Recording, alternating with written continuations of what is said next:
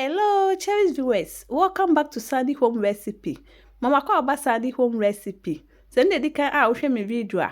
Remember room to subscribe. Now I share. Now I like it. Do me notification bell no. Send me the video. Bia beto a wasabeka. Nbesu se bedua yam ewo konkom. Here me store bought yam. We be twa ne ti be say we twa ne kese. To my returning subscribers, thank you so much for your support. May the good Lord bless you all. No.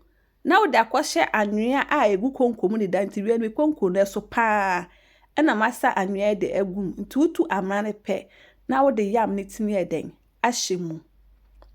Se woni sa ade wi obetimi ayusu kotokuo eden aye na wo de anwea ede egum uwia na wadua ewo mu.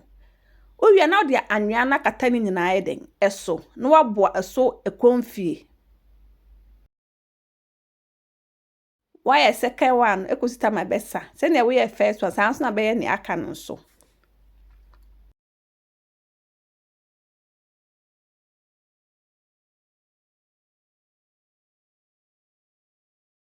Wadua wie no na wo de nsuo eden eguso no wagesi okosita my besa ati se eden efifi but em bia wo ho a e se wo ma no ensuo.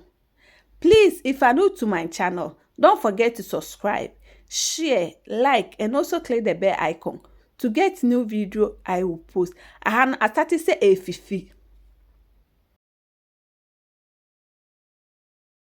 I started say a fifi and now the dry thing ashe home. Send me a best foot driano. Send me muhuno no.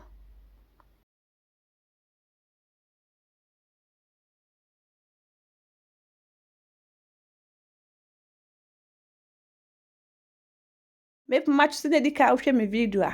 Remember room subscribe. Now share. When me notification bell no. Send me the video bia beto a won sabeka. Eti aha no ni nyina na enyinyi no.